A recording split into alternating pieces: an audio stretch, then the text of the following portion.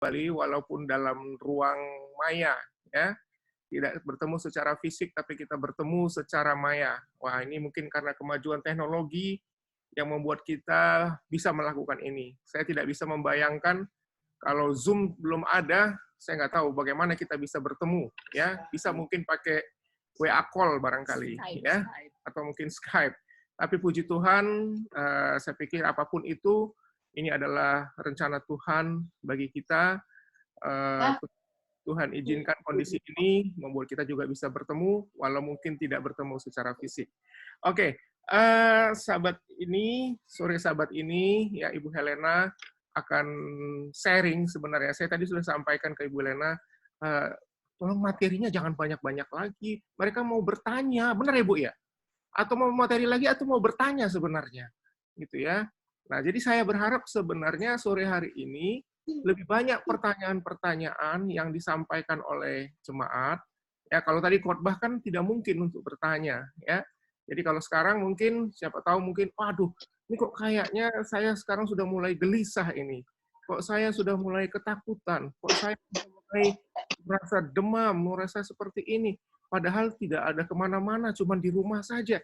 Nah, mungkin hal-hal seperti itu bisa ditanyakan, dan khususnya mungkin untuk orang muda ini, apa sih strateginya supaya kondisi seperti ini juga kita bisa bertumbuh, baik secara rohani maupun secara pergaulan, atau mungkin secara karir, seperti itu ya. Jadi tidak ada yang bisa membatasi kita kalau memang Tuhan menghendaki. Saya pikir itu, mohon waktu Pak Pendeta Roy, kira-kira berapa menit kami dikasih waktu? Saat ini 15:15 di laptop kami. Ya, kita bisa sampai 4:30, lewat-lewat masih bisa, ya. Saya lihat tadi masih ada satu acara lagi yang... Ya, iya. Oke, saya usahakan efektif 4:30, kita bisa akan menyelesaikan diskusi kita. Semoga dalam waktu yang singkat ini, ada banyak hal yang bisa kita diskusikan sama-sama.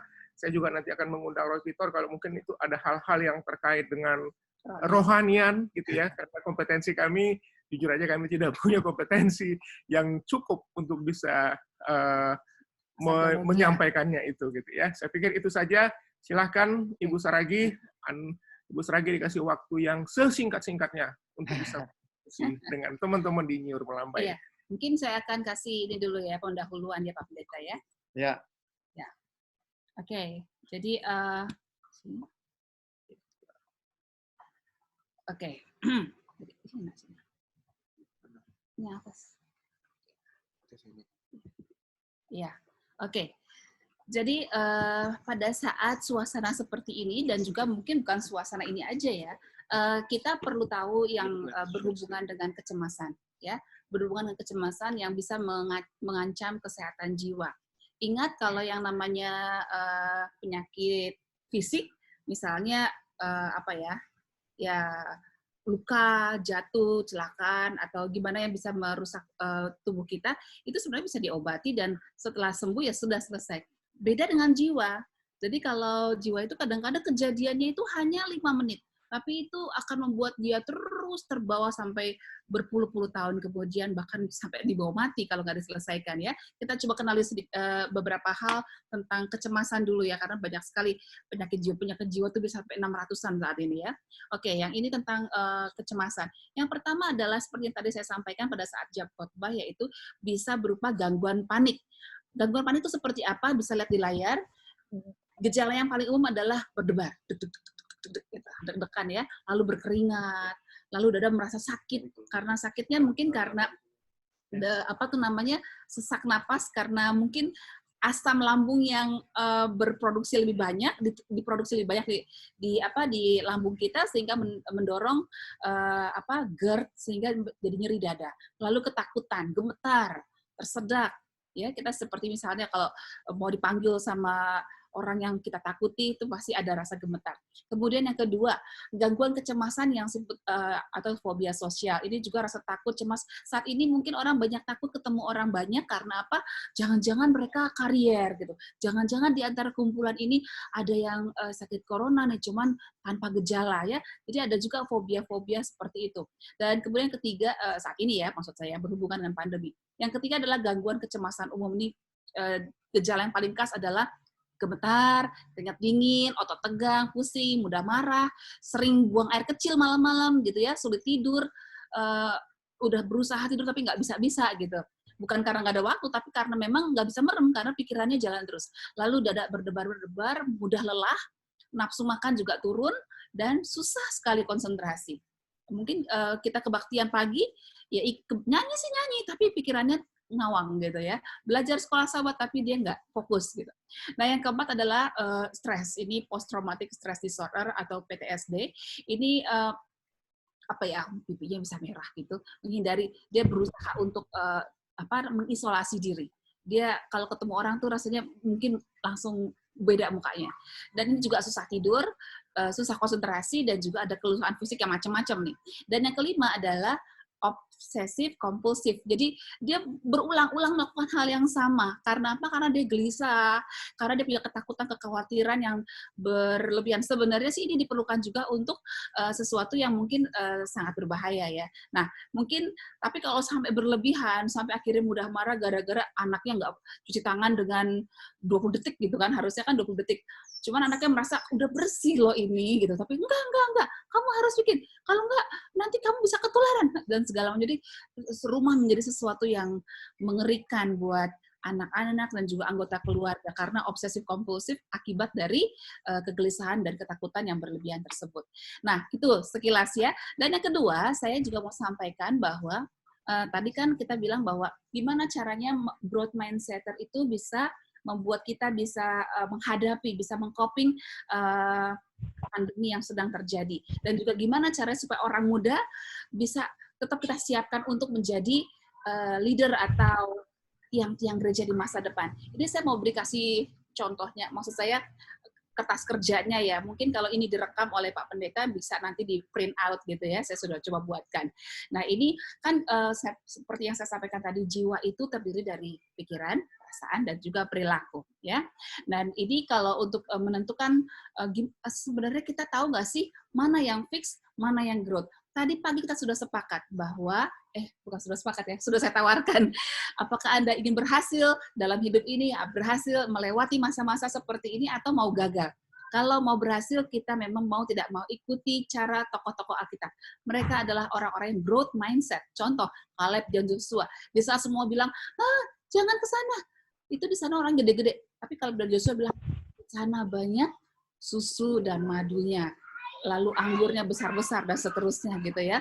Jadi mereka punya pola pikir yang bertumbuh, yang selalu optimis dan melihat satu peluang pada saat semua terasa tertutup. Satu peluang di saat semua bilang susah, justru dia bilang, ini dia ada peluang gitu ya. Nah, ini ada 3 aspek, yaitu aspek mental, emosional, aspek sosial, dan juga aspek fisikal. Nah, ini saya kasih contohnya ya. Pada saat orang, saya boleh kasih tahu, di antara sekian banyak manusia di dunia ini, itu yang growth mindset sebenarnya sedikit. Itu sebabnya orang-orang yang menang itu sedikit. Gitu. Ya, jadi kita mau pilih yang mana? Tentukan dari sekarang, khususnya buat para ibu yang punya anak-anak, orang tua yang punya anak-anak saat masih kecil ya. Nah, contoh seperti ini, fixed mindset yang sangat jelas. Saya sudah gagal nih gara-gara pandemi ini. Ya kan? Nah, growth mindset mungkin gagal, bisnisnya gagal, atau mungkin karirnya gagal dan seterusnya. Tapi kalau yang growth mindset enggak, dia akan bilang, saya perlu cari strategi baru untuk bertahan atau berhasil menghadapi masalah ini ya. Apa yang saya harus lakukan? Dia akan berpikir, dia akan berdoa, dia akan bertanya, dia akan buka koneksi, dia akan buka relasi, dan seterusnya. Atau yang kedua, keluarga saya pasti akan jadi miskin nih gara-gara COVID ini nih. Parah nih emang ya. Anak-anak udah nggak bisa sekolah, mana bisa lagi mereka untuk belajar dengan baik. Nah, orang tua yang growth mindset akan bilang, saya bisa berhasil. Jadi dia nggak pernah mau mengizinkan otaknya untuk memikirkan sesuatu yang membuat masa depan suram. Dia akan berusaha melihat ke arah yang memberikan harapan ya. Lalu yang ketiga, saya akan tertular nih. Kan wilayah kita kan rumahnya kan di zona merah gitu ya. Nah, mungkin kalau yang growth mindset akan bilang, saya akan jaga daya tahan tubuh saya. Walaupun tuh virus ada di sini, kalau daya tahan tubuh saya bagus, nggak bakalan sakit. Sudah banyak kok suaminya kena COVID, istrinya enggak. Kenapa? Padahal mereka ketemu terus kan, karena daya tahan tubuhnya bagus. Kenapa harus takut? Gitu kan? Lalu yang keempat ada lagi, saya nggak mau jualan online. Kata orang katanya sekarang nih saatnya jualan online nih. Nggak mau terlalu gampang, kecil, nggak ada gengsinya. Tapi kalau yang growth mindset akan bilang, walaupun saya sarjana S2, S3, gitu, saya akan coba nih kayaknya yang peluangnya emang jualan online nih. Tapi saya mau cari yang beda gitu, yang unik. Contohnya Kaisang pisang gitu. Yang jualan pisang goreng kan banyak. Kenapa Kaisang berhasil? Padahal nggak dibantu loh sama bapaknya. Kok berhasil? Karena ada keunikannya. Saya mau coba. Saya mau diskusi dulu sama anak-anak, sama istri saya. Saya mau tanya dulu sahabat-sahabat saya mau bikin usaha kayak gini, kira-kira gimana ya? Apa ya kira-kira keunikan yang bisa saya berikan? Gitu. Ya, dan masih banyak yang lain lagi. Itu yang buat mental ya. Lalu kalau yang secara sosial, mungkin orang muda atau mungkin ya ibu atau siapapun itu merasa bahwa saya nggak punya sahabat yang baik nih. Ini secara sosial ya. Di saat pandemi seperti ini, mereka kayaknya mikirin keluarganya masing-masing. Gimana saya mau dapat jodoh nih, misalnya kalau yang masih muda ya. Tapi yang growth mindset kan bilang, saya pasti akan menemukannya kalau saya mau mencari. Saya buka diri dalam pergaulan yang sehat. Mungkin kan itu kan banyak kebaktian online di Hope Channel gitu kan. Ya nggak sih? Kenapa kita nggak coba gabung di situ? Coba tawarkan diri pada produser di Hope Channel gitu, supaya kita bisa ikut terlibat gitu misalnya. Vesper online, kenapa kita nggak ikut? Banyak loh yang bisa membuat kita bisa berinteraksi dengan anak muda lain, walaupun kita di rumah saja. Tetap bisa komunikasi, tetap bisa berkenalan, atau mungkin jangan-jangan kita dari situ kita mendapatkan jodoh, ya nggak? Nah, udah pasti orang itu seiman karena Vesper online kan gitu ya. Yang kedua mungkin secara sosial ya, ada keluhan seperti ini bagi orang fixed mindset, ciri khasnya adalah suka bersungut-sungut, suka mengeluh, suka menuntut, dan suka meminta, mengharap. Begini loh. Ya kan, itu ciri-ciri yang sangat kental bagi orang-orang dari kelompok fixed mindset. Jadi mental to get, bukan how to give, tapi how to get. Saya bisa dapat apa ya gitu.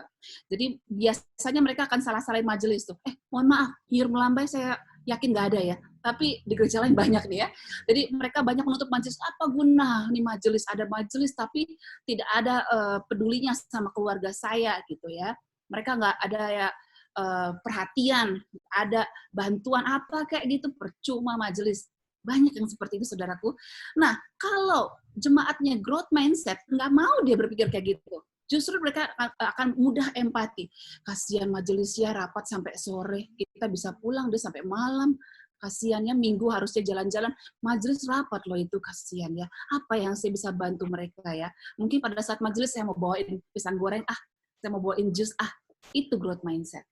Ya, jadi berpikir selalu bagaimana menjadi berkat buat orang lain, karena dia bertumbuh.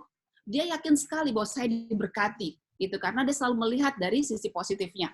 Ya, kemudian juga mungkin dari segi physically ini juga penting ya. Jadi orang-orang dari kelompok fixed mindset ini umumnya selalu melihat kekurangan dalam diri dia. Which is nobody perfect kan, nggak ada orang yang sempurna. Iya kan, kayak saya nih. Waduh, kalau Anda mau hitung secara fisik kekurangan saya banyak banget, hidung pesek, ya kan, apalagi ya. Terus saya punya paru-paru yang lebih kecil gitu, jadi saya nggak bisa kalau misalnya khotbah suruh diam aja, nggak bisa begini nih, nggak bisa, saya harus bergerak. Kenapa? Karena napas saya bisa tiba-tiba seperti itu, karena paru-paru saya VO2 max-nya rendah sekali dibandingkan manusia normal pada umumnya gitu. Tapi kan kalau saya pikirin itu terus, jadi depresi saya, ya kan? Akhirnya saya karena bergerak begitu, akhirnya kadang-kadang orang berpikir saya ini mungkin kelincahan gitu, padahal enggak, karena itu untuk membuat saya bisa bertahan untuk berbicara lebih lama gitu ya.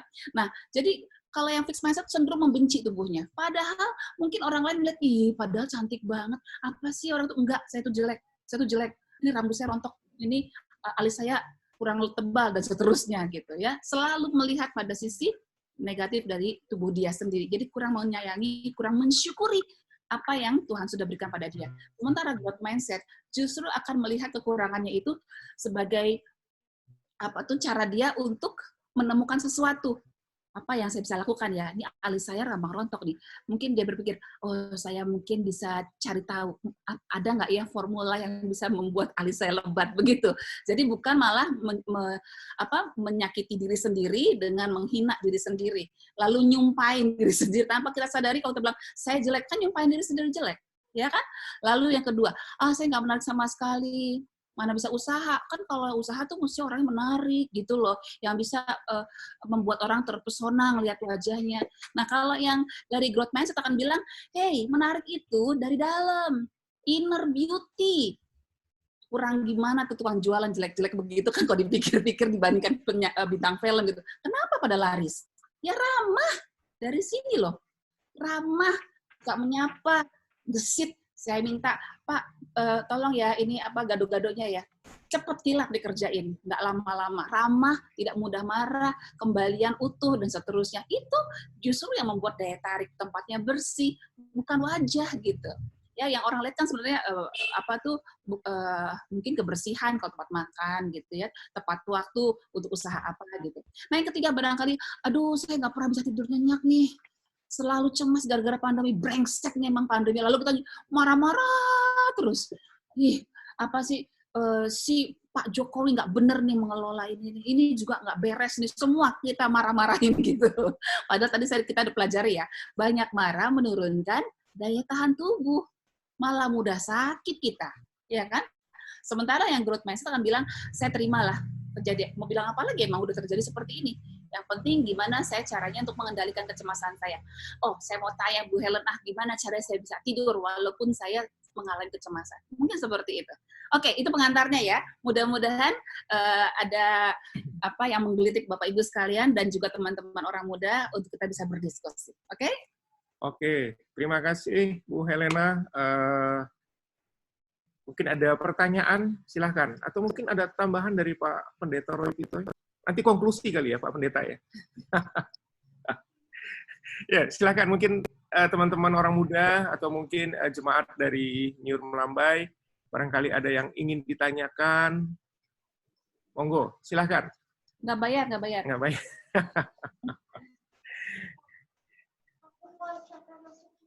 Ya, silahkan. Nggak kedengeran. Ya, bagaimana? Ada pertanyaan? Bebas loh. Mungkin nggak harus sesuai dengan materi ini, tapi mungkin masalah orang muda atau masalah pelayanan kita, silakan.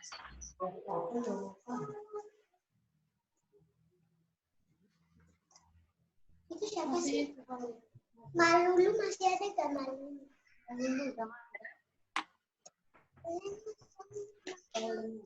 Malulu masih ada belum?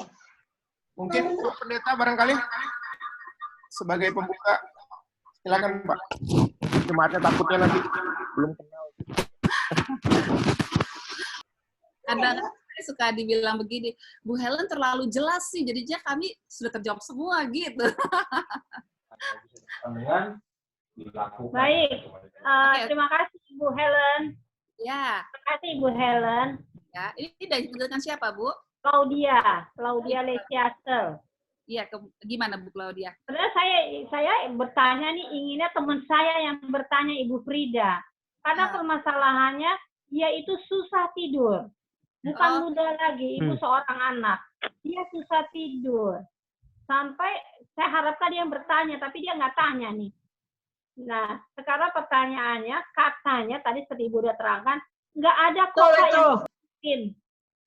Cuma kok dia nggak bisa tidur. Jadi kalau hari ini tidur, besoknya dia nggak bisa tidur lagi. Ini udah jalan dalam beberapa hari. Oke. Oke, terima kasih Bu Claudia. Saya mau bertanya menyambung dari saya Frida, selamat siang Ibu Helena. Frida, ini dia yang punya kasus ya? Dari Iya. Iya. Ya, silakan Bu. Nah, saya udah disambung oleh Bu Claudia. Saya mau bertanya, memang dalam 3 minggu ini saya sangat susah sekali tidur. Sejak kapan, Bu? Ya? Sejak kapan mulai pertama kali susah tidurnya, sejak kapan? Dalam 3 minggu ini. Ya, mulainya kan Ibu ingat mungkin pertama kali susah tidurnya tuh sejak mendengar sesuatu, bertemu sesuatu, atau apa? Sejak pengalaman Mendengar sesuatu. mulai susah tidur. Saya susah untuk dikatakan, Ibu ya. Tetapi saya memang bergumul dalam setiap tidur. Bahkan saya sudah makan obat pil, tidur lelap sudah 2 kali, tetapi tetap juga bisa tidur. Yang anehnya itu, pikiran saya itu dengan masa-masa yang lalu, perkataan orang yang lalu-lalu timbul sendiri dalam otak saya, pikiran saya. Begitu. Jadi saya bergumul, saya berusaha untuk menghilangkan, tidak datang pikiran-pikiran yang lalu-lalu, omong-omongan orang, kejadian yang lalu. Saya berusaha keras untuk tidak mengingat-ingat itu, tapi datang sendiri. Sehingga saya membuat saya sudah susah tidur. Saya juga bergumul sama Tuhan, saya berdoa, saya baca Alkitab, apapun saya lakukan, tapi saya tidak bisa. Dan minggu-minggu ini, sekarang saya malam ini saya nggak bisa tidur nih. Malam ini saya nggak bisa tidur. Ya, malam kemarin saya bisa, tapi sebentar. Iya. Sampai tadi malam saya baca buku Ellen G. White, yaitu sampai dari 1:30 sampai 2:30. Tetap aja nggak bisa tidur. Sampai datang sahur, saya juga kaget sendiri. Aduh, udah malam. Tuhan, saya mau tidur. Tapi nggak bisa sampai pagi. Yang saya bingung kan, itu kenapa bisa terjadi gitu loh. Sehingga membuat saya tersiksa, dan kadang-kadang kalau bangun tidur badan saya panas dingin. Dan saya juga udah berserah sama Tuhan, sudah berdoa, diserahkan. Tapi sangat mengganggu sekali. Bagaimana cara menanggulangi pikiran-pikiran itu tidak datang kembali. Itu omongan-omongan yang baik atau omongan-omongan yang tidak baik, Bu, yang Ibu ingat-ingat itu? Omongan yang baik, omongan tidak baik, itu datang sendiri otak saya, semuanya kayak full. Jadi saya punya badan ini, leher ini tegang terus bawaannya gitu. Tiap hari Ibu pegang handphone nggak? Ya, pegang handphone. Buka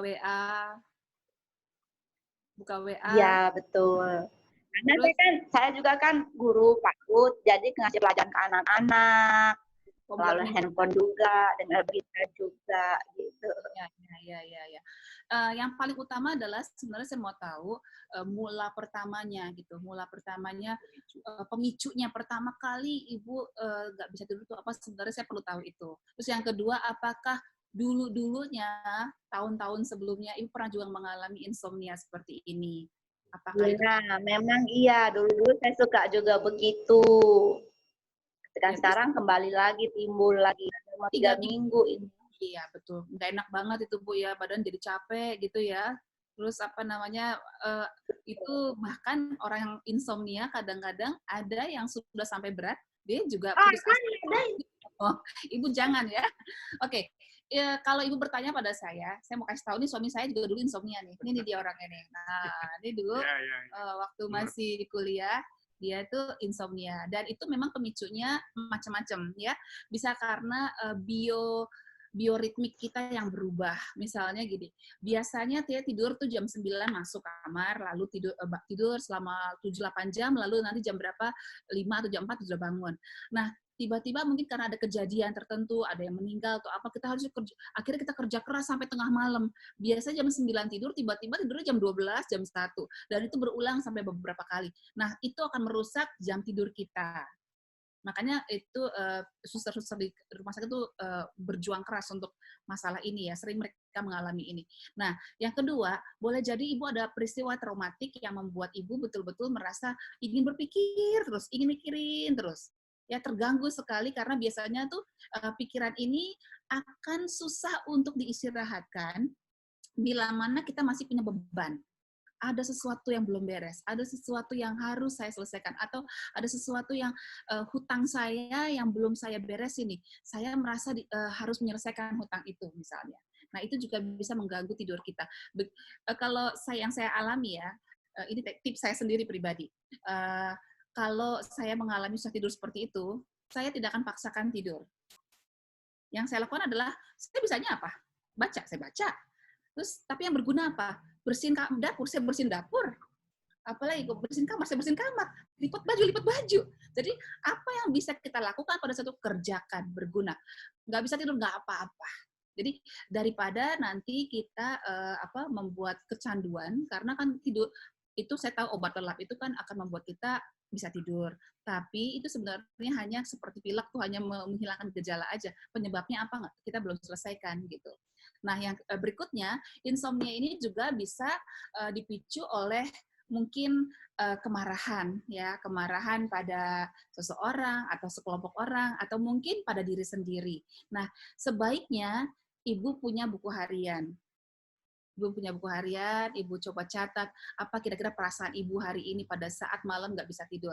Mungkin ada perasaan, saya ada perasaan kesel nggak ya? Tulis, saya kesel sama si ini, tulis Bu. Kenapa? Itu namanya kastrasi. Jadi beban yang ada di dalam pikiran kita, batin kita lah, orang biasa bicara seperti itu, kita tuangkan, pindahkan ke dalam kertas.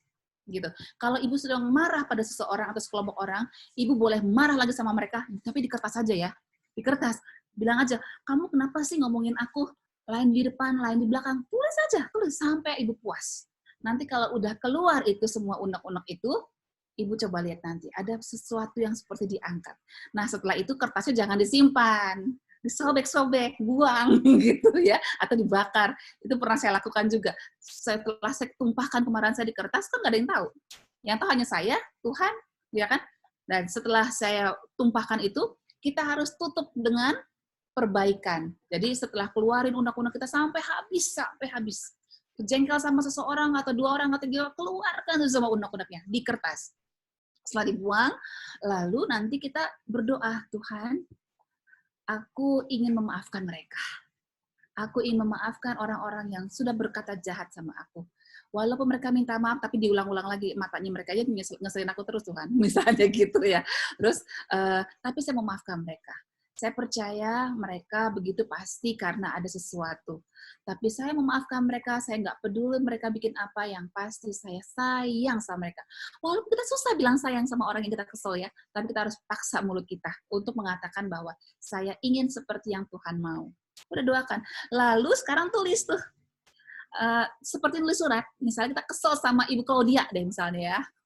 Ibu Claudia yang saya kasihi, saya tahu kamu mungkin punya kekesalan dengan saya yang saya nggak tahu, tapi saya mengerti bahwa kamu sebenarnya sayang sama aku. Walaupun kita kayak muluk-muluk ya, apaan sih, kayak nggak lebay banget ya, nggak apa-apa Bu, tuangin aja. Tadi kan pertama kita keluarkan kemarahan kita, kekesalan kita, kekecewaan kita. Lalu kita berdoa. Nah, yang kertas kedua, kita buat sesuatu yang membuat kita lega, yaitu memaafkan orang lain. Memaafkan mereka-mereka yang menjengkelkan kita, atau membuat kita kecewa, atau membuat kita apalah itu ya. Sehingga tanpa sadar ada di dalam bawah sadar kita. Memang kalau dalam bawah sadar kita susah ngomongnya. Kita harus bicara dengan diri sendiri. Nah, setelah kita tuangkan dalam kertas, kita pasti akan merasa lega. Taruhan sama saya. Setelah itu berdoalah kembali. Tuhan, terima kasih Engkau sudah angkat bebanku. Sekarang saya mau tidur. Tolong Tuhan, aku mau istirahat. Aku percaya Engkau akan memberikan ketenangan batin dan kelegaan pada saat aku tidur. Aku percaya Engkau sanggup membuat aku tertidur nyenyak sepanjang malam ini. Dalam nama Yesus. Amin. Nah, gitu Bu. Ya, Bu Frida ya. Sip ya, dicoba ya Bu. Intinya adalah kita perlu jujur dengan diri sendiri. Nggak usah ngomong sama orang lain. Ngomong sama kertas kita. Karena kalau ngomong sama orang lain, nanti takutnya ntar dibumbuin, dibesarin, ditambahin gitu kan, kita jadi kecewa. Ya, lebih baik ngomong sama diri sendiri, bicara dengan Tuhan, itu akan bisa membuat perdamaian dengan diri sendiri. Jadi yang dari alam bawah sadar ini bisa kita keluarkan, kita tumpahkan di kertas, karena nggak ada orang, kita bisa ngomong segala macam, jahat kamu, jelek kamu, boleh, tuangin aja. Itu semua seperti, kalau kemarahan itu Bu, seperti arsen. Arsen tahu kan? Itu racun yang sangat berbahaya, seperti yang pernah dipakai untuk membunuh pilot, Munir ya, Komnas HAM tuh di pesawat Garuda. Cuma setitik doang mati. Nah, kemarahan juga begitu, sama dengan racun. Jadi itu harus kita keluarkan dan buang. Gitu. Ya, mudah-mudahan menjawab ya Bu. Terima kasih. Ya, mungkin Bu Frida tadi ya. Iya, Ibu Frida. Apa yang Ibu alami dulu juga saya pernah mengalaminya ya. Bahkan ada episode-episode dalam hidup saya itu sampai punya perasaan ingin bunuh diri ya. Sebelum masuk Advent. Sebelum masuk Advent ya. Jadi saya merasa bahwanya lebih enak mati daripada nggak bisa tidur. Ya, benar ya. Jadi itu yang saya rasakan waktu itu. Itu sampai berbulan-bulan. Nah, jadi apa yang dikatakan oleh Bu Saragi, ya dulu kami memang masih pacaran gitu ya. Jadi dia mengajarkan saya seperti yang tadi, katarsis tadi. Jadi saya tulis. Sebenarnya yang saya alami itu sederhana pada waktu itu ya. Kalau boleh flashback itu, saya itu dulu punya tetangga kos yang sakit gitu ya. Nah, terus yang ada di otak saya, wah, jangan-jangan saya sakit seperti dia. Itu mengganggu saya. Gitu. Ya sama seperti yang disampaikan oleh Bu Saragi tadi, itu kecemasan, saya sudah sampai tahap psikosomatis. Jadi makanya nikahan saya ya. Iya. Biar gratis ya. Tuhan izinkan saya mendapat istri seorang penasehat ya. Jadi kalau saya nggak bisa tidur ya saya tinggal curhat aja. Nah, cari yang gratisan ya, Bro. Nah, cuman ya itu kan sesuatu hal yang nggak wajar. Orang sakit, terus saya merasa bahwa saya juga sakit seperti dia. Dan itu bisa beberapa kali gitu. Makanya saya bilang sama Bu Saragi, saya paling nggak suka lihat mengunjungi orang di rumah sakit. Karena itu langsung terbawa sama saya. Dan itu bisa terbawa sampai tidur. Aduh, jangan-jangan saya sakit. Jangan-jangan saya sakit. Nah, satu episode itu belum terlalu lama. Kurang lebih sekitar 10 tahunan yang lalu. Itu abang sepupu saya itu kena kanker lambung. Ya, kanker usus. Bukan kanker lambung, kanker usus. Nah, dia bercerita, kebetulan rumahnya dekat dengan tempat tinggal kami. Terus akhirnya apa? Saya itu berhari-hari tidak bisa tidur memikirkan, jangan-jangan saya pun persis seperti dia. Kenapa? Perut saya punya sakit. Kok saya buang air seperti ini? Sampai saya belanja dokter ke semua dokter penyakit dalam yang ada di Jakarta Barat itu saya datangi. Ya, aduh, memang sangat menyiksa. Tapi ya itulah, Ibu memang harus tuangkan, sebagaimana disampaikan oleh Ibu Saragi tadi, berdoa dalam nama Yesus, pasti akan selesai. Semoga Tuhan memberkati. Oke. Ya. Terima kasih Pak, terima kasih Bu Helena. Semoga bermanfaat. Saya bisa tidur nyenyak malam ini. Amin, amin. Ada yang lain? Ya, ada lagi? Nggak apa-apa, bebas aja. Mungkin ada masalah orang muda barangkali. Saya menunggu orang muda yang bertanya. Selamat sore. Selamat sore. Mana dia? Dengan siapa ini? Dengan siapa ya? Saya dengan Meidi. Oke. Salahnya nggak ada. Oh, tunggu, saya buat dulu videonya. Ya. Oh, Oke. Meidi. Saya Meidi. Oke. Jadi sebenarnya ini pertanyaan titipan tapi juga berhubungan dengan saya gitu. Calon suami saya atau pasangan saya, dia typically orang yang sangat rasional gitu. Terus semuanya ada perhitungannya, dia logik. Tapi kalau misalnya segala sesuatu terjadi di luar dari perhitungannya dia atau plannya dia, itu buat dia jadi kayak stres, tapi dia nggak gampang tidur sih. Pokoknya udah lu jangan ganggu gue tidur gitu. Jadi ya buat dia nggak gampang tidur. Kalau dia gampang tidur gitu. Nah, akhirnya bantal itu. Nah, sementara kalau saya typically orang yang kayak oke, semuanya bakal baik-baik aja, semuanya bakal terjadi sesuai plan. Kalaupun nggak sekarang, berarti nanti lebih typically yang kayak gitu. Nah, kita berdua tapi bertolak belakang, tapi itu jadi memicu adanya perdebatan gitu antara kami. Nah, kira-kira sarannya atau apa yang harus dilakukan gitu kalau misalnya ada sesuatu yang nggak berjalan dengan plan-nya kita, nggak sesuai dengan apa yang kita rencanakan. Ya kalau berdoa pasti berdoa, kalau bersalah-salahatan, oke Tuhan jadilah kehendak-Mu, ya jadilah kehendak-Mu. Tapi kan secara manusia pasti ada hal-hal yang kayak oke, apa kira-kira step yang harus dijalani gitu. Terima Oke. kasih sebelumnya. Ya, sama-sama. Oke, Maggie saya tampung dulu ya. Ada pertanyaan lagi yang lain? Saya takut fokusnya nanti ke Maggie doang, gitu nanti. Ada lagi yang lain? Silakan. Muti atau Pah mau bertanya? Silakan. Aku mau tanya, kalau aku ini orangnya susah apa ya untuk berbicara di depan umum, bersosialisasi gitu. Kalau untuk terus pasti bicara sebenarnya langsung deg-degan gitu. Padahal biasa aja gitu kan harusnya kan. Tapi selalu deg-degan. Aku nggak tahu kenapa.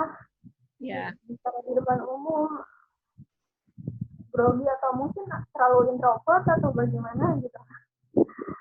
Terang Di PA suka bawa acara nggak? PA suka bawa acara nggak? kenapa? Di acara pemuda Advent suka bawa acara? Oh iya, kebetulan saya ketua PA, tapi ya begitu masih nervous untuk bicara di depan gitu. Oke, siap. Terima kasih. Pertanyaan yang bagus sekali ya, Maggie dan Muti. Ada lagi yang lain? Ya, Cio mungkin, Cio Tambun atau Ayah Aska, namanya antik-antik nih, bagus-bagus. Ya, ada lagi yang lain? Orang tua boleh loh bertanya. Jangan takut. Ibu Claudia mau bertanya? Saya kasih sasa lagi ya. Belum.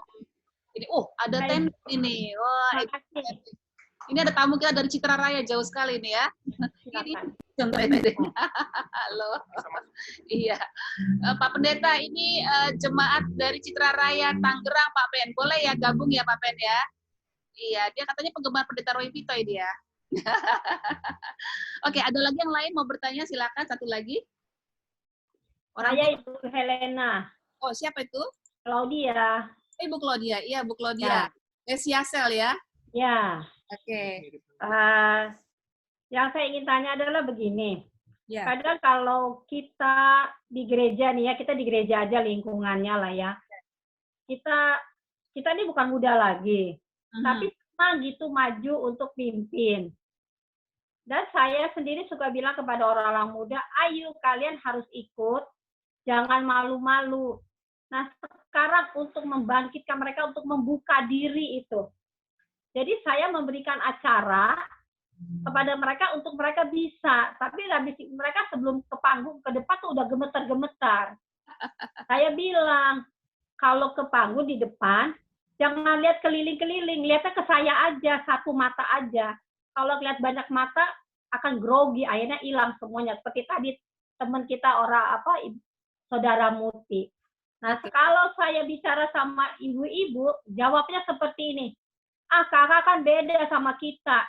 Nah, itu bagaimana cara untuk menanamkan kepercayaan diri kepada ya orang muda, orang tua lah.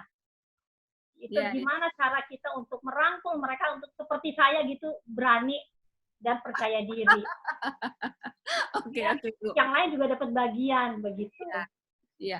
Apakah di gereja Ibu ada jadwal gitu untuk ada setiap orang? Ada jadwal. Ada jadwal ya, setiap orang muda ya. Oke, Ya. Saya coba jawab satu persatu ya. Ada 3 pertanyaan di sini. Saya coba ulang. Untuk Maggie tadi mungkin saya langsung jawab untuk Maggie dulu ya. Ini calon suaminya logis banget dan perhitungan yang baik dalam membuat rencana. By the way, ada lagi dari Citra Raya ya. Siapa ini? Dengan Bapak MR? Oh, bukan ya.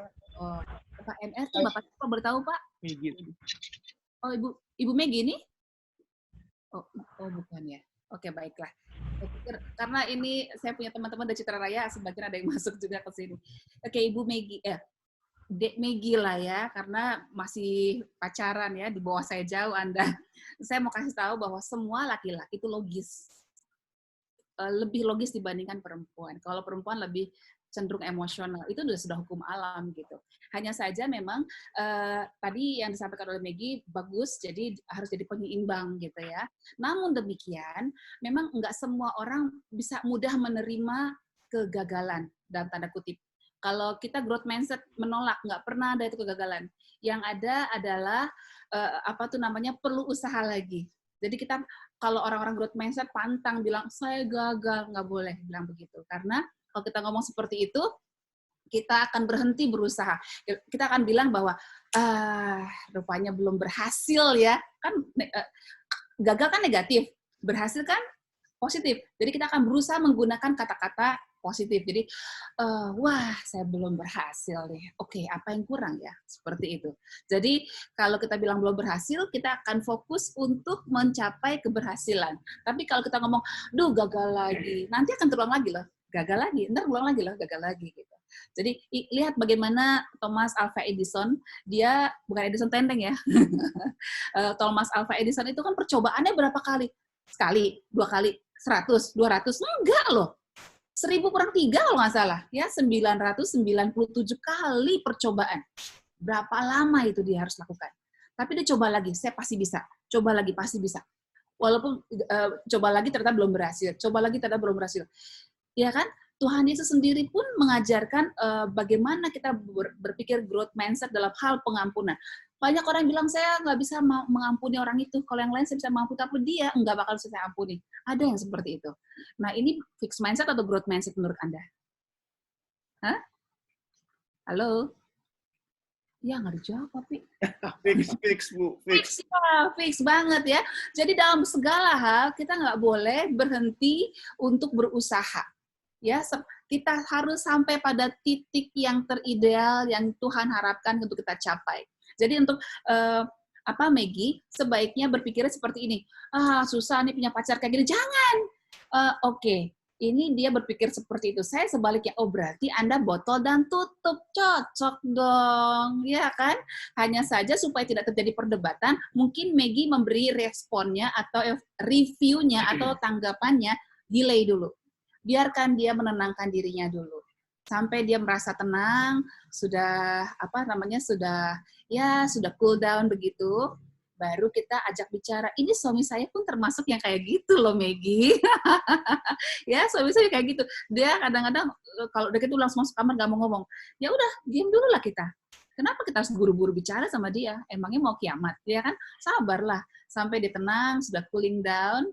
Pura-puranya nganter minuman, gitu kan. Mau jus nggak? Udah mau jus, tadi kenapa? Baru kita ngobrol. Jadi udah cooling down dulu. Dalam keadaan kesel, kecewa, lalu kita kasih review, yang ada double dia. Kekecewaannya, kecewa dari luar, kecewa lagi dari tanggapan kita. Gitu. Oke, Maggie? Gitu ya. Hanya terima kasih. Play-nya saja ya, dikasih waktu. By the way, Pak Pendeta Roy Pitoy, apakah di New Melambai ada yang masih gadis gitu? Yang maksudnya yang belum punya pacar, ada nggak? Ada dong, ada. Itu. Soalnya Edison Tendeng dari Citra Raya ini dari mana? Dari Lion Air ini itu masih single lah ya. Nanti saya undang ke sini, siapa tahu bisa berkenalan dengan. Tolong Pendeta Roy Pitoy bisa dicomblangin ya. Ya Bu Claudia, tolong comblangin ya. Itu namanya Edison Tendeng, itu waduh baik sekali, jago roh nubuat, itu idolanya anak-anak muda. Tolong ya Pak Roy, makasih Pak Edison, maaf ya jangan marah ya. Ini adik-adik Edison. Oke, berikutnya tentang takut bicara. Ini dari Muti atau Pak, sebenarnya nyinggung-nyinggung juga dengan Ibu Claudia yang diceritakan tadi ya Bu Claudia ya, mirip-mirip ya. Saya mau jawab sekaligus aja. Bapak Ibu sekalian, kalau melihat saya seperti apa? Apakah saya termasuk yang berani berbicara atau yang takut? Berani. Hah? Berani. Berani sangat. Saya mau kasih tahu bahwa orang-orang yang mengenal saya pada saat saya masih bukan TK ya, nggak pernah TK saya, SD, SMP, SMA, kuliah di Solo, itu semua kaget ketika saya membawakan seminar. Kenapa? Karena yang mereka kenal, Helena itu adalah penakut dan orang yang sangat mudah gemeter ketika disuruh maju di gereja. Hanya di acara Rabu malam saja yang isinya cuma 5 orang yang hadir, karena itu gereja Yosodipuro waktu itu masih gereja kecil ya, itu saya tuh basah semua, bajunya bisa diperes. Kenapa? Saya takut. Jadi lebih takut. Itu siapa namanya? Muti. Muti, kamu masih bisa maju ke depan walaupun gemeter. Saya bukan cuma gemeter, tapi basah semua bajunya. Sampai bisa diperes. Ya kan? Tapi saya bersyukur ditempatkan Tuhan di gereja ini. Sebenarnya saya maunya ke gereja Ngemingan ya, karena mama saya suruh saya ke gereja Ngemingan, tapi tukang becaknya salah. Jadi tukang becaknya nganterinnya tuh ke gereja Yosodipuro, jadilah saya di situ. gereja kecil, orangnya sedikit, isinya mayoritas janda dan duda. Aduh. Janda dan duda yang umur 50, 60, 70, bayangin, saya anak muda. Jadi orang mudanya cuma 4 gelintir kalau nggak salah. Benar-benar, itu pun saya nggak berani bicara. Jadi, yang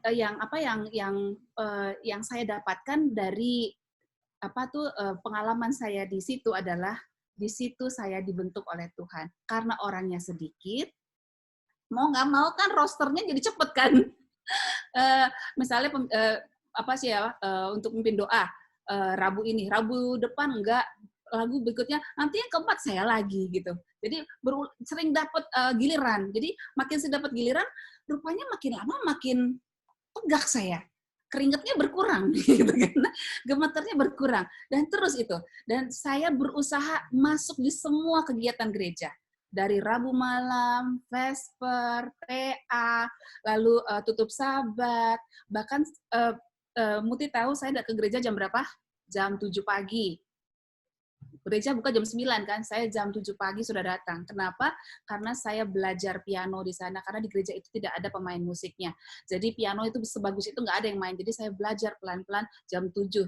Dan nggak jarang juga kalau saya tidak ada sesuatu rintangan, biasanya dari mulai Vesper, saya udah nginep tuh di gereja. Saya nginep, saya tidur di lantai atau tidur di bangku, di mana aja. Yang penting saya bisa berlatih piano. Nah, yang saya mau sampaikan pada Muti, itu bisa karena biasa. Bisa karena biasa. Dan Tuhan rupanya membentuk saya bukan cuma di gereja, tapi saya dibentuk dengan cara kelaparan. Satu kali mama saya kirimannya terlambat. Mama nggak terlambat kirimnya, tapi entah kena kantor pos ini benar-benar ya. Waktu itu, biasanya kan mama saya gajian tanggal 25, dia kerja di Bank BRI Pusat, jadi sampai biasanya tanggal 30, jadi tanggal 1 saya sudah punya uang gitu. Tapi dia sampai tanggal 5 belum ada uangnya, coba bayangkan. Sebagai anak kos sudah habis loh uang saya, udah habis-habisan. Jadi akhirnya sampai saya jual baju gereja ke pasar. Coba bayangkan itu, saking saya ini tidak punya uang lagi dan saya tidak mau pinjam uang gitu. Saya diajari mama saya berusahalah untuk mengatasi sendiri, berdoa sama Tuhan dan nggak boleh pinjam-pinjam. Jadi saya jual baju saya dan saya cuma bisa ketukar dengan 1 liter beras dan juga wortel dan telur 2 butir atau 3 butir gitu loh. Udah, itulah yang saya olah jadi bubur. Nah, saya sakit sekali maksa makan bubur sepiring saya belah 3 supaya cukup. Saya nggak tahu mama saya kapan sampainya, seperti pandemi ini entah kapan selesainya, saya nggak ngerti. Mama saya bilang, masa kamu belum sampai mama, terus sudah, jadi saya kelaparan. Nah, bukan kelaparan sih ya, nggak cukup lah ya bubur dibelah 3 untuk makan sehari gitu, karena makan pagi, makan siang, makan sore. Jadi 1/3 piring untuk makan pagi, 1/3 piring makan siang, dan 1/3 makan sore. Tapi rupanya sekarang saya melihat bahwa itu cara Tuhan mengizinkan saya menderita karena Dia sedang mendidik saya, Dia sedang membentuk saya. Jadi waktu itu saya bilang gini, Tuhan saya nggak mau ngalamin lagi kelaparan kayak begini. Walaupun uang dari mama sudah dapat, saya nggak mau lagi ngalamin seperti ini. Bisa jadi nanti mama juga kiriman terlambat lagi, saya nggak mau lagi Tuhan. Tuhan saya harus bagaimana? Saya mau kerja Tuhan, tapi saya nggak mau terganggu kuliah saya. Jadi kalau saya menjaga toko kan dari pagi sampai malam. Saya kuliah pagi, jadi gimana dong? Teman saya bilang, Lan, suara kamu tuh sebenarnya bisa loh jadi penyiar radio. Serius? Iya, kamu ngelamar aja jadi penyiar radio. Padahal saya kan penakut. Saya minderan. Orang gemeteran begitu, ya kan? Lalu akhirnya saya beranikan diri demi tidak kelaparan lagi. Saya rekam suara saya, lalu saya kirim ke radio JPI. Waktu itu tuh JPI FM tuh radio semacam lagu pop-pop gitu deh. Jadi, saya ngelamar, tahu nggak? Saya adalah ranking pertama dari 250 yang melamar. Padahal saya cuma ngerekam di kamar, mau pakai tape recorder pinjaman gitu ya. Nah, saya keterima. Tapi mereka nggak tahu bahwa saya tuh punya keminderan yang luar biasa. Jadi pada saat hari pertama saya jadi penyiar radio, ini masih magang ya, masih 2 minggu masih dianggap magang dulu. Apa yang terjadi? Luar biasa bencana alamnya. Begitu saya duduk, lalu kan itu sekat ya, itu operator depan sana, saya di sini di ruang penyiar. Jadi saya baru cuman bacain aja, ini pesan dari Budi untuk yang terkasih Ina, pesannya ada, harus begitu dah. Yang saya jawab, yang saya lakukan gimana? Saudara mendengar, gugup seperti itu. Lalu itu operatornya ngomong, Tapi saya ngomongnya gitu, sudah coba, masa radio kayak begitu? Akhirnya dilibas dengan lagu, ditutup suara saya dengan lagu, dia masuk ke ruangan saya. Helen, kamu ngomongnya kayak begitu sih? Jelek loh, Helen. Coba kamu tenang. Nggak tahu, Mas. Aku kok begitu berdiri mic langsung gemeter. Terus dia bilang, coba lah sekarang ngomong. Saudara pendengar, gini. Nah, ya udah kayak gitu. Coba lagi ya, coba lagi. Coba lagi, lagu kedua. Saya ngomong lagi, saudara benar kayak begitu lagi, teman saya langsung, itu operator bilang, Helen kamu kenapa sih? Aku juga nggak tahu. Itulah yang namanya minder ya, kalau kita bilang sosial fobia ya. Nah, jadi hari kedua tiba-tiba pintu penyiar saya digedor, dibuka. Kamu sini, udah marah itu pemiliknya. Itu ibu-ibu, saya lupa lagi namanya saking takutnya sama dia. Dia bilang, sini kamu itu ranking, dia nggak bilang ranking, dia bilang, kamu itu tahu nggak, ini radio komersial, kamu malah bikin kayak begini, kamu beneran bisa menyiar, itu yang di tape itu tempo hari waktu seleksi, suara kamu beneran tahu nggak? Saya dicaci maki habis-habisan, saya langsung diam, masih mau jadi penyiar apa tidak? Mau Bu, terus saya tunggu kamu ya, 1 minggu tidak ada perubahan, keluar, kamu jadi merusak saya, bisa iklan marah-marah dia, lalu saya besoknya dipanggil oleh manajer saya, di bawahannya owner ini, saya dipanggil, terus saya diajak ngomong, kenapa Helen? Saya tanya dulu jujur, itu suara kamu bukan? Suara saya rekam sendiri kok di kamar. Tahu nggak, kamu ranking pertama dari 250, suara kamu tuh bagus, modulasinya bagus. Ini ternyata jelek sekarang ya, tapi yang pasti waktu itu saya ranking 1. Jadi dia bilang, kamu punya potensi, kenapa harus takut? Aku nggak tahu, Mas, saya tuh gemeter, saya tuh begini-begini. Oke. Semua bisa karena terbiasa. Mulai sekarang saya kasih PR sama kamu ya. Nanti setiap pulang kuliah, dengerin semua yang siaran di sini. Memang saya nggak pernah dengerin orang siaran. Kenapa saya nggak punya radio di kamar? Mama nggak lengkapi saya dengan radio, saya nggak dikasih karena takutnya nggak belajar gitu. Jadi saya nggak pernah tahu kayak gimana sih penyiar, kecuali waktu di Jakarta ya, radio Prambors ya. Tapi kalau di sana saya nggak pernah dengar sama sekali, nekat-nekatan aja. Hanya karena supaya saya nggak kelaparan lagi dapat uang. Tapi caci maki dari pemilik itu membentuk saya.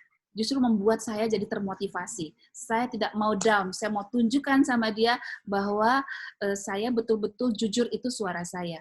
Jadi akhirnya betul, pulang kuliah, saya dengerin radio JPI itu sampai saya saatnya belajar. Itu setiap hari, sampai akhirnya saya tiru nih, kata-katanya, cengkoknya saya tiru. Dan Bapak Ibu tahu, ini adalah korban pertama saya. Ini loh, ini nih adalah penggemar saya. Gitu, ya kan? Andaikan saya nggak pernah kelaparan, mungkin saya nggak pernah ketemu dia. Ini adalah penggemar radio JPI itu karena dia rumahnya juga di dekat sama studionya gitu. Jadi kadang-kadang kesulitan itu adalah jalan yang Tuhan buat untuk membuat seseorang berubah menjadi selangkah lebih baik. Gitu ya Muti? Jadi saya juga mau ingatkan kepada semua orang tua di gereja. Ibu-ibu, bapak-bapak, tolong jangan sumpahi dirimu. Sumpahi? Jangan kutuki dirimu. Jangan. Anda sedang menyakiti hati Tuhan ketika Anda mengutuki diri sendiri. Apa tuh contohnya? Aku nggak bisa, yang lain aja. Aku nggak bisa, yang lain aja, hati-hati. Kenapa nanti kalau kayak begitu, Tuhan begini, saya mau kasih berkat sama kamu, aku nggak bisa dapat berkat, buat yang lain aja, mau. Ketika Tuhan mau bilang, ini berkat buat kamu ya, nggak usah, buat yang lain aja. Boleh. Boleh begitu? Hati-hati, waktu kita menolak permintaan untuk melayani Tuhan, pada saat yang sama, malaikat sedang mencatat. Roh Nubuat yang mengatakannya. Jadi hati-hati Bapak Ibu, itu sebabnya saya sangat patuh pada mama saya mengatakan, Helen, dimanapun kamu disuruh, lakukan. Disuruh apa, Ma? Iya di gereja. Suruh apa, Ma? Suruh apa aja. Suruh nyuci, cuci piring, bersihin kamar mandi, ngepel. Nah, rupanya karena saya dibentuk seperti itu oleh mama saya almarhum, akibatnya saya suka dikerjain waktu di Solo. Jadi saya lihat ada kotor-kotor, saya langsung cuci gitu ya. Mereka tinggalin saya tuh, yang cuma 3 orang itu tinggalin saya. Biarin aja dia jadi upik abu gitu. Lama-lama saya nangis juga ya, jahat banget orang-orang ini saya tinggalin gitu. Tapi saya disayang sama Ibu Pendeta. Jadi kalau saya pulang dari gereja gitu, udah ada tuh bontot rantang buat saya bawa pulang gitu. Helen, ini buat kamu. Rezeki kan lumayan. Ngirit berapa rupiah itu? Seperti itu ya. Gitu ya kalau dia, dan juga semua ibu dan semua orang muda, jangan sia-siakan setiap kesempatan melayani Tuhan. Karena perbuatan sekecil apapun untuk pekerjaan Tuhan dicatat. Oke? Dicatat. Anda mau punya catatan apa? Catatan buruk karena kemalasan, karena penolakan, karena keengganan, karena masa bodoh, tidak peduli pada pekerjaan Tuhan, atau mau catatan bagus, rajin, tidak pernah menolak, selalu sungguh-sungguh, selalu berusaha untuk lebih baik, selalu berlatih, dan seterusnya. Pilih mana? Tentukan jawabannya sekarang. Oke? Terima kasih. Semoga ibu mendengar, semua jemaat mendengar. Amin, amin. Nanti kalau udah boleh masuk, semua sudah senang bekerja. Terima Saya kasih, Tuhan berkati. ya. Sama-sama Bu Claudia. Gimana Muti, sudah terjawab Muti? Iya, terima kasih Bu Helena. Ya, ini tadi dibatasi sampai jam 4.30 ya. Oke, masih ada waktu nih. Ada lagi yang mau bertanya, silakan. Mungkin masalah rumah tangga nggak apa-apa, ada sambungannya juga kok dengan growth mindset. Iya. Ada? Biasanya pengalaman saya kalau saya melayani di gereja-gereja, memang pertanyaan seperti ini susah. Di sini ada pertanyaan, tapi ngomonginnya berat. Jadi biasanya saya kasih kertas, jadi tanpa nama mereka akan kumpulkan supaya nyaman. Jadi tidak ada yang merasa bahwa, aduh nanti saya dinilai. Mau bertanya. Ya, oke. Siapa ini? Bu Grace. Oh, Bu Grace. Halo, selamat sore. Selamat sahabat. Silakan. Mau bertanya, Bu? Ya, Bu silakan. Helena. Ya. Bu Helena, saya kan sebagai orang tua yang punya anak baru 1. Nah, kebetulan sekarang karena ada pandemi, jadi kan anak-anak tuh sekarang belajar di rumah nih. Ya. Karena kami berdua tuh kebetulan keduanya bekerja, jadi memang ketika mendampingi anak itu bisanya pada malam hari waktu sebelum pandemi. Nah, sekarang ketika sudah dua-duanya di rumah dari pagi sampai malam, nah kita kok ngajar mengajar itu agak gimana ya? Karena kan awalnya dulu diajar sama gurunya. Nah, sekarang ketika diajar sendiri sama orang tuanya kok kayak nggak punya kesabaran gitu, bawaannya marah-marah kalau ngajar. Dari sabar-sabarnya Bu Helena gitu, gimana cara menumbuhkan kesabaran nih, soalnya anaknya sangat aktif sama mungkin seperti anak-anak yang lain. Cuman saya tuh pengennya, dari saya sendiri tuh pengennya tidak ingin membanding-bandingkan anak saya dengan anak orang lain gitu. Misalnya kalau anak yang lain membacanya sudah lancar, saya tuh pengennya nggak langsung ngejudge dia, oh anak-anak yang lain tuh udah bisa baca, kamu kok masih lama. Saya tuh pengennya nggak ngomong kayak gitu, tapi hampir setiap hari ucap juga ya, itu yang keluar gitu. Gimana ya Bu, biar kesabarannya tuh itu semakin bertambah. Iya. Oke. Menghadapi anak yang sekarang tuh lagi masih masa-masa pandemi itu belajar di rumah. Gitu. Makasih Bu. Saya mau tanya dulu Bu Grace. Bu Grace, itu Ya. kalau misalnya Ibu anaknya sekolah di mana? Di sekolah negeri atau sekolah swasta atau di mana? Swasta. Sekolah swasta. Nah, itu proses home learning-nya itu apakah ada interaksi antara guru dengan murid atau hanya memberikan tugas gurunya? Memberikan tugas. Jadi setiap hari di grup WhatsApp sekolah tuh cuma dikasih belajar dari halaman ini sampai halaman sekian, terus nggak dikasih ini lagi. Nggak dikasih cara-caranya, cuma disuruh belajar aja, mandiri. Ya, sayang sekali. Tapi ya itu berarti sama dengan sekolah negeri dong ya. Kalau sekolah negeri memang begitu, tugas selesai. Padahal kalau kita di swasta, kebetulan saya, suami saya punya sekolah, jadi saya bekerja di situ sebagai kepala sekolah, minta guru-guru saya interaktif. Jadi guru tetap mengajar, jadi stay itu. Jadi dari pagi sampai jam 12 mereka akan stay untuk memberikan pengajaran pada anaknya melalui video. Dia akan contohkan begini loh cara menulisnya, begini cara membacanya, dan seterusnya. Tapi tidak apa-apa Bu, karena memang ini situasinya memang baru ya, jadi mungkin banyak juga guru-guru yang susah untuk melakukan hal itu. saya pun kalau tidak kasih training khusus buat guru-guru juga mungkin tidak akan jualan seperti itu. Nah, ini soal kesabaran. Saya pikir hampir semua keluarga yang punya anak kelas 1 begini gitu. Karena kan kelas 1 itu kan harusnya sudah bisa baca gitu ya kan. Tapi yang saya mau sampaikan adalah itu Ibu sudah bagus tidak membanding-bandingkan, tapi niat itu harus dibarengi dengan tekad ya. Kalau enggak niat doang akhirnya keceplos, ya itu terus terang enggak banget deh buat anak-anak. Karena ketika dia merasa dibandingkan sama seperti ibu dibandingkan oleh suami pada perempuan lain. Contohnya gini, ibu, mama tuh cantik. Tapi kok mama ini ya rambutnya berantakan ya, kenapa sih nggak seperti si itu tuh istrinya si om siapa itu, kok tuh rapi terus loh, cantik tapi rapi terus nggak kayak mama. Rasanya gimana Bu? Sakit nggak Bu? Sakit kan? Nah, jadi jangan pernah membandingkan anak kita dengan siapapun ya. Buat Bapak juga begitu. Karena kadang-kadang anak-anak menunjukkan bahwa mereka kecewa, mereka akan tetap lari-lari, tetap jalan-jalan, tapi sebenarnya luka itu akan tetap ada sampai terbawa dewasa. Gitu. Jadi PR buat ibu yang pertama adalah berani minta maaf. Katakan pada anak, nak, mama pernah marah ya, bilang gini. Sebenarnya mama nggak mau gitu loh, aduh mama sudah salah bicara, boleh nggak mama minta maaf? Kamu sebenarnya banyak kelebihan loh. Banyak kelebihan kamu. Coba ibu cari. Ibu sebagai ibunya sendiri pasti tahu. Badan kamu lebih kuat dibandingkan banyak anak lain. Kamu tuh lincah. Mama seneng banget sama kamu. Kamu tuh sebenarnya bisa loh kalau kamu mau belajar. Tenang aja dulu. 15 menit aja. Kita sama-sama belajar. Nanti setelah itu kamu istirahat sebentar boleh. Wah, kamu pasti bisa jadi juara kelas loh. Bisa seperti itu. Jadi disemangati gitu loh, Bu. Nah, untuk kesabaran, pada saat anak-anak kita menjegalkan, sebenarnya yang terjadi adalah harapan kita, ekspektasi kita tidak sesuai dengan kenyataannya. Jadi harapan kita tinggi, tapi kenyataannya segini nih. Jadi nggak nyampe kan? Kalau kita mengharapkan dia bisa baca nih, Budi, coba baca nak, Budi, yeay, sesuai kan? Jadi harapannya sekian, kenyataannya sekian. Tapi kalau kita jadi nggak sabar itu karena kita kecewa. Targetnya sekian, 10 misalnya, tapi yang tercapai hanya 5. Karena itu ekspektasinya coba jangan langsung tinggi-tinggi dong. Ya, sedang aja dulu. Artinya ikuti dulu dia bisanya apa sih? Misalnya dia sekarang bisanya cuman huruf dulu A sampai Z.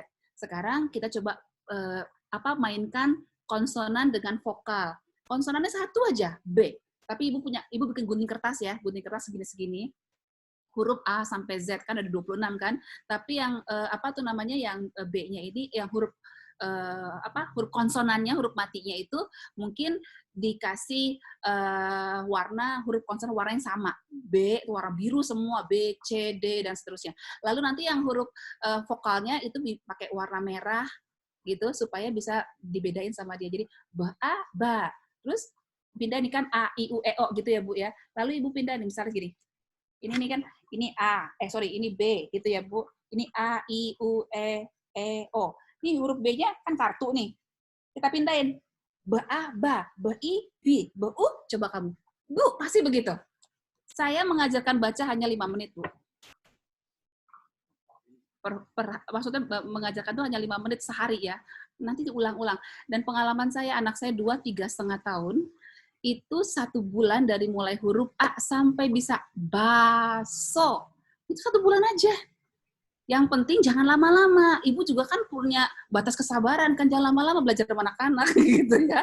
Jadi 5 menit aja. Kalau mengajar baca hanya 5 menit, kecuali hari Sabat ya. Jadi waktu itu anak saya si Golda dan Godwin, saya mau coba percobaan Montessori. Jadi saya coba, katanya mengajar baca itu gampang. Saya coba ya.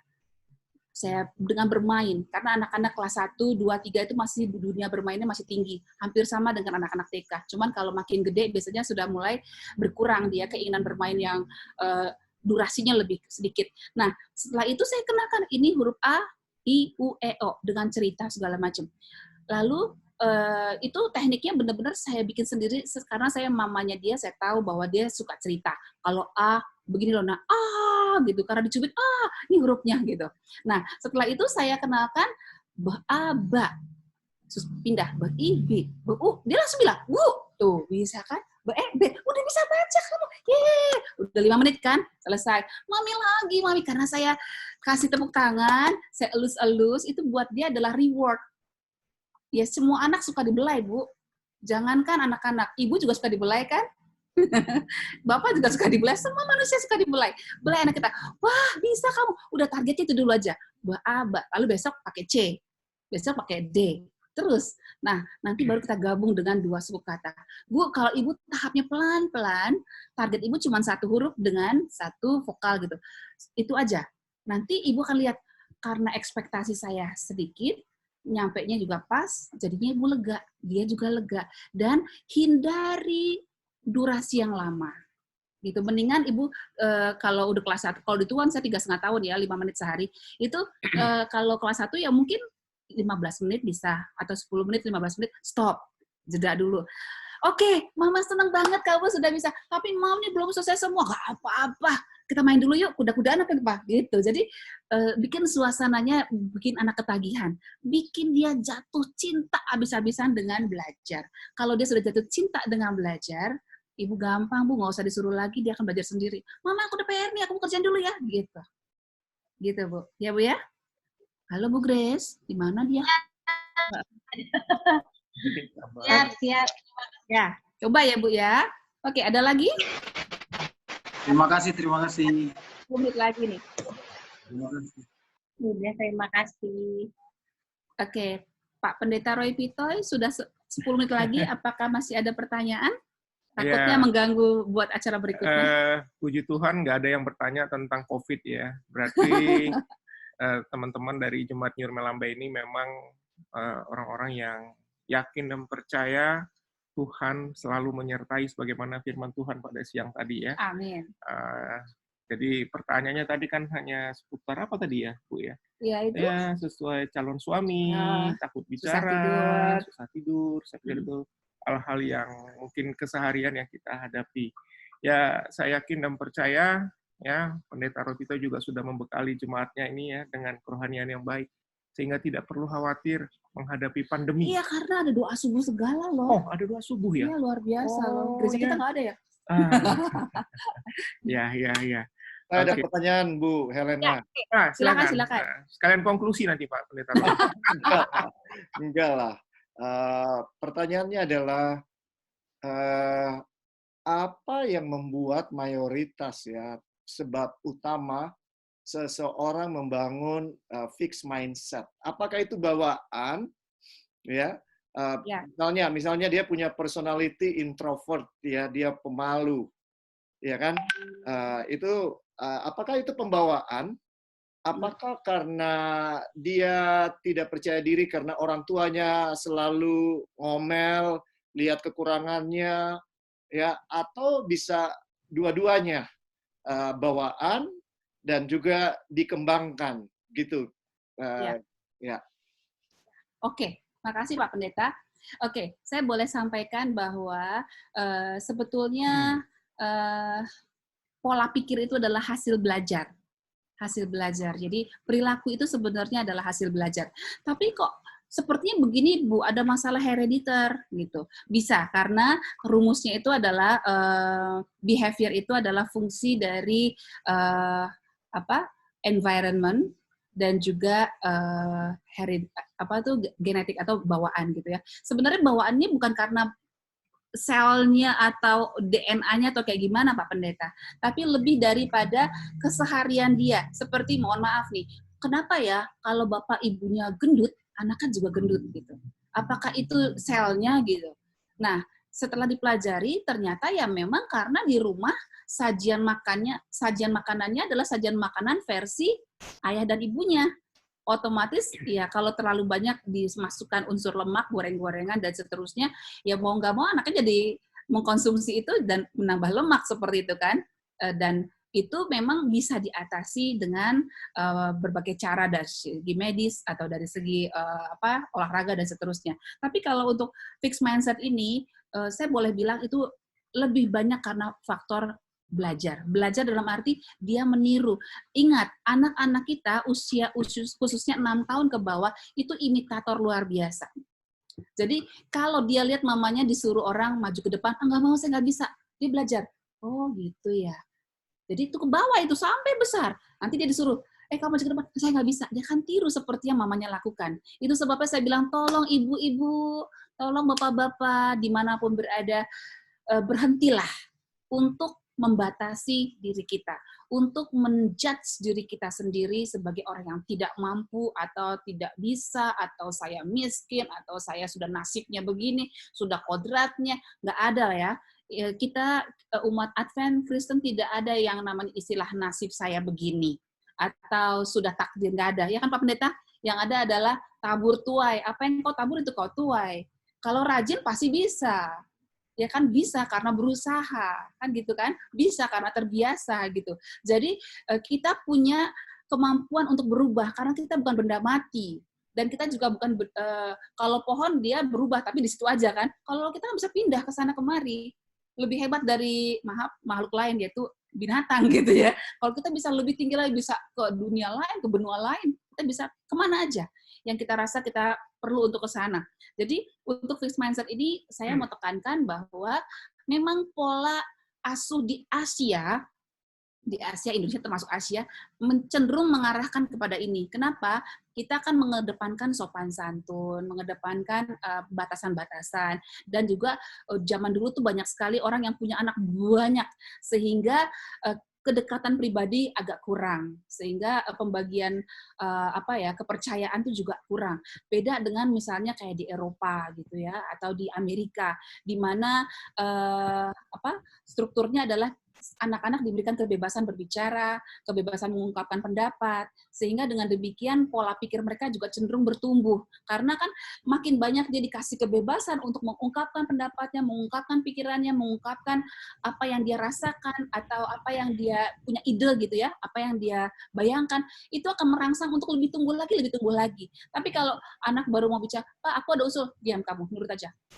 Mati sudah itu. Ya, jadi kadang ada bapak-bapak bilang begini sama saya, kenapa sih Bu Saragi harus berdebat, diskusi keras banget? Maksudnya kadang-kadang saya enggak Mami, soalnya begini, saya akan teruskan sampai pada titik di mana win-win. Oke, Mami minta kamu di gereja begini. Tapi mamaku kan mau gaul, boleh bergaul. Nanti setelah pulang gereja, pada saat kebaktian Mami tidak senang lihat kamu ngobrol-ngobrol ya, apalagi kamu bawa musik di depan. No ya. Seperti itu. Jadi ya kita negosiasi gitu. Sampai akhirnya bilang, oke, Mami aku janji, tapi aku jangan duduk sama Mami ya, aku duduk sama teman-teman. Fine, tapi nggak ngobrol ya. Gitu. Oke, deal. Jadi kalau saya batasi, pokoknya nurut. Kamu duduk sini. Mam, aku mau duduk sama teman-teman, duduk sini. Misalnya kayak gitu kan.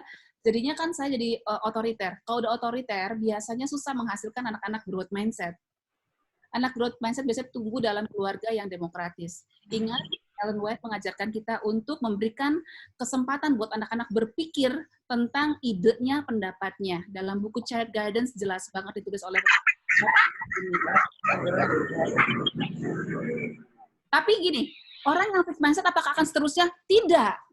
Orang yang fixed mindset ketika sekarang nih sudah belajar bersama dengan sharing dengan saya, jadi dia kalau dia memang tipe orang yang mau kalau dia mau, dia bisa berubah gitu. Ini mau untuk berubah. Dan memang kemauan ini tidak semua orang punya. Kalau emang tipenya pemalas, biasanya nggak suka berubah. Apalagi kalau pemalas, dapat bantuan, terus itu susah mau berubah dia. Dia sudah nyaman dengan kekurangannya karena selalu ada jalan keluar gitu. Jadi saya sebenarnya paling nggak suka kalau membantu orang itu dengan bantuan yang fisik begini.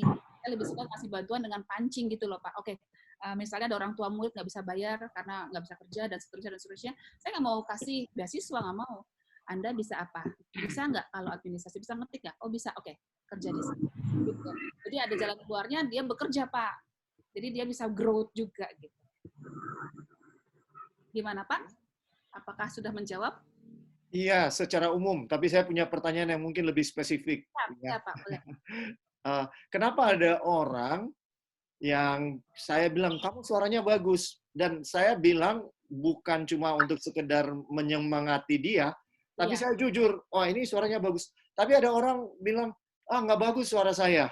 Atau saya bilang, kamu itu penampilannya oke kok, kamu itu cantik kok. Tapi dia bilang, enggak, saya nggak cantik. Gimana tuh, Bu? Iya, jadi memang kita menghadapi, ini growth mindset banget atau fixed mindset banget menurut Bapak, anak seperti ini? Fix, kan?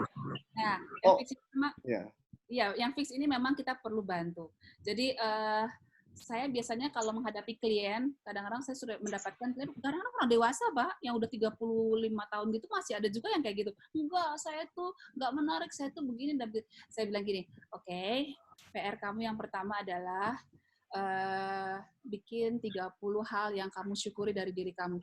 Kalau nggak ada gimana? Nggak ada. Oke, kamu bisa melihat nggak? Bisa. Bisa di jalan. Nggak bisa ngeliat. Pernah sih. Mau? Iya. Enggak lah. Nggak kamu syukuri itu?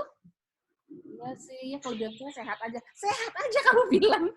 Sehat aja kamu bilang. Sudah pernah belum ke ICU? Gitu kan. Jadi kadang-kadang kita nggak sadar bahwa ini ada sekian ribu organ dalam tubuh kita yang perlu kita syukuri. Seperti pagi saya sampaikan bagaimana suami saya teriak-teriak kesenangan karena untuk pertama kalinya setelah beberapa minggu tidak bisa merasa, lidahnya itu benar-benar pahit gitu. Dan baru kali itu dia bisa merasakan asin dan manis dan juga gurih gitu ya. Jadi dia benar-benar merasa bersyukur. Nah, kemampuan bersyukur ini Pak perlu dilatih. Perlu dilatih. Jadi, dan yang kedua, kita juga perlu melatih di gereja kebiasaan untuk melihat sisi positif. Biasanya saya buat seperti ini. Jadi semua orang dapat kertas, lalu saya kasih lintingan nama, lalu lintingan nama ini dibagikan, nanti dia keluar dapat apa? Misalnya, oh ini Ibu Claudia nih, oke. Kita akan tulis 10 hal yang menarik dari Ibu Claudia. Jadi kita akan tulis. Nah, kalau ada Bapak punya kasus, ini anak-anak muda sebagian yang seperti ini, boleh Bapak bikin itu di acara PA. Jadi nanti Ibu Claudia akan ditulisi oleh orang yang menerima lintingan kartu itu, Ibu Claudia rambutnya hitam, lebat. Banyak orang udah umur segitu, udah tipis rambutnya ya, Ibu Claudia lebat. Terus yang kedua apa? Oh, Ibu Claudia ini percaya diri, luar biasa. Terus 3, sehat. Yang keempat, tingginya ideal, misal tinggi semampai, misal, dan seterusnya. Kita biasakan orang untuk melihat sisi positif. Nah, nanti pada saat selesai, dikembalikan itu yang punya Ibu Claudia, kan tadi misalnya yang tulis saya nih, saya akan kasih ke Ibu Claudia. Lihat nanti perubahan dalam wajah Ibu Claudia. Nggak mungkin nggak senyum. Kecuali kalau ini tidak jujur ya, misalnya gini, Ibu Claudia rambutnya kan hitam, lalu kita bilang, rambutnya indah, dan bule misalnya, blonde, wah ini ngeledek banget dong, ngeledek ya, orang nggak blonde kok ya, blonde maksudnya pirang gitu. Nah itu kan tidak sebenarnya, itu penghinaan malah ya, seperti itu. Nah jadi kalau kita udah tuntun bahwa anak-anak itu, orang muda ini harus berkata jujur, yang sisi positif, belajar melihat sisi positif, nanti itu akan berdampak baik buat orang yang menerimanya, dan itu akan, entah kenapa ya, beberapa kali saya bikin di sekolah, itu anak-anak jadi lebih semangat gitu. Lebih semangat, lebih percaya diri. Jadi saya mau sampaikan pada mereka bahwa setiap orang pasti punya kelemahan, pasti punya kekurangan, tapi dia juga pasti pada saat yang punya lebih banyak kelebihan, lebih banyak hal-hal yang dapat dia syukuri gitu, Pak. Jadi perlu dilatih, Pak, karena memang growth mindset ini biasanya ditumbuhkan oleh keluarga-keluarga yang punya pola pikir growth mindset. Contoh, Thomas Alva Edison, kan dia ditolak tuh sama gurunya. Ini anak idiot nih, dia suruh kasih surat dari kepala sekolah, suruh kasih ke mamanya. Mamanya kan shock. Pas dia lihat, kami tidak bisa menerima anak Anda karena anak Anda itu idiot, terlalu bodoh dan seterusnya gitu kan. Sebenarnya mamanya tuh hancur hatinya. Tapi karena dia punya pola pikir growth mindset, dia nggak mau terima ini dengan begitu saja. Lalu dia bilang sama anak, "Ma, kenapa manusia sebenarnya?" Iya, ini ya berbohong sih. Saya tidak menyarankan seperti itu ya, tapi yang dilakukan oleh mamanya Thomas Alva Edison adalah, ini katanya kamu terlalu jenius, jadi mereka nggak bisa ajar kamu belajar sama mama aja ya. Oh gitu ya, aku jenius, kamu jenius, nah gitu kan, misalnya. Jadi kenyataannya yang disampaikan oleh mamanya seperti itu, dan itu membuat dia berubah, Pak, berubah. Dan betul seperti kita lihat, kalau nggak ada Thomas Alva Edison, kita nggak ada listrik nih, nggak ada lampu pijar, nggak ada banyak hal gitu kan. Kalau tidak punya mama seperti itu. Jadi kita juga lihat bagaimana tokoh Advent, Ben Carson, Dr. Ben Carson yang sekarang menjadi Menteri Perumahan di kabinetnya Donald Trump, itu adalah Orang miskin, mamanya cuma pembantu rumah tangga, lulusan kelas 3 SD, papanya nggak ada, single parent, tapi dia bisa tumbuh menjadi anak yang berhasil, padahal 9 tahun dia baru bisa baca. Ibu Grace, 9 tahun lo baru bisa baca ini si Ben Carson. Tapi mamanya mendapatkan satu insight ketika dia dia pembantu rumah tangga di rumah seorang profesor. Dia bersihin perpustakaan, lalu dia berpikir, ini profesor tiap hari baca buku, apa bisa baca ribuan buku seperti ini? Lalu profesornya menjawab, ya saya harus baca dong. Kalau saya nggak baca, nanti saya jawab pertanyaan mahasiswa saya seperti apa. Cara bacanya gimana? Oh ya, saya disiplin tiap hari, saya punya waktu untuk baca. Dan singkat cerita, dia pulang ke rumah, benar, ternyata anaknya tidak bisa baca ya karena nonton terus. Kecanduan nonton TV. Jadi pas pulang dari pekerjaannya di rumah profesor, dia lihat anaknya teriak-teriak sambil nonton TV gitu. Nonton TV dan mamanya waktu itu berteriak, dia bilang gini, mulai sekarang saya nggak mau lihat kamu nontonin orang terus ya. Saya mau kamu yang ditonton. Coba itu deh. Jadi mamanya kasih impian sama anaknya. Kamu yang ditonton orang banyak, bukan kamu nontonin dia terus. Ya, ngerti kamu? Jadi, mulai sekarang kamu juga harus baca 2 buku 1 minggu dan bikin resumenya, kasih ke mama. Padahal mamanya juga belum lancar baca ya, karena kelas 3 SD. Jadi, si Ben Carson dipaksa seperti itu untuk melakukan perubahan. Dan dimulai dari mamanya. Jadi, kalau kita mau merubah seseorang, emang harus diubah atmosfer atau habitatnya gitu. Kalau dia ada di gereja, di lingkungan gerejanya, semua harus berubah gitu. Nah, jadi singkat cerita, Ben Carson akhirnya sejak dia dipaksa untuk ke perpustakaan, dipaksa, dan dia sama kakaknya, apa yang terjadi? Pengetahuannya bertambah, kemampuan bacanya juga makin lancar, dan dia lulus dari SD itu sebagai lulusan terbaik, nomor 1.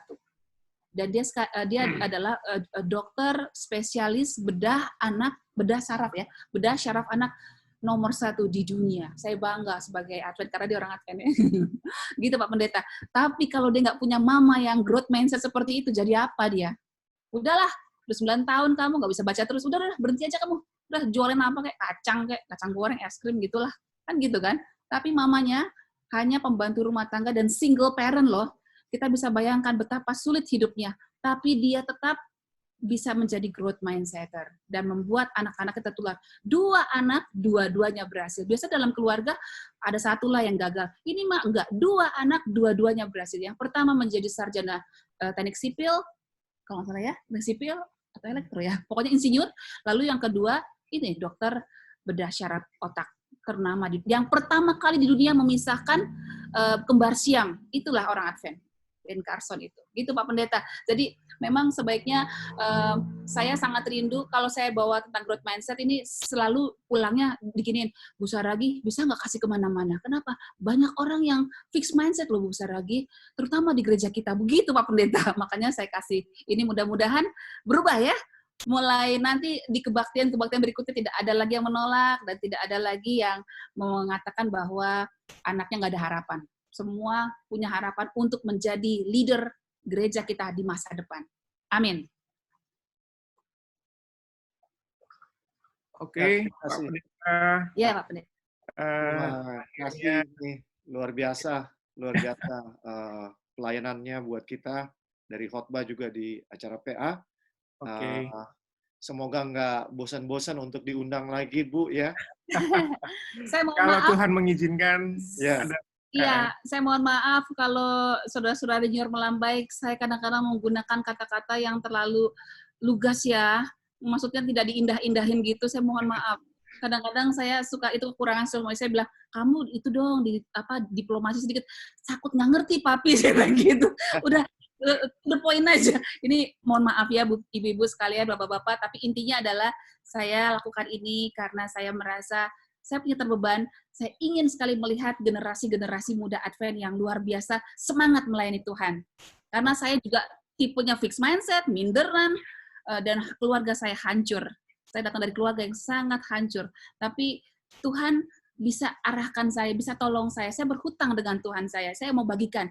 Saya bisa, Anda juga pasti bisa.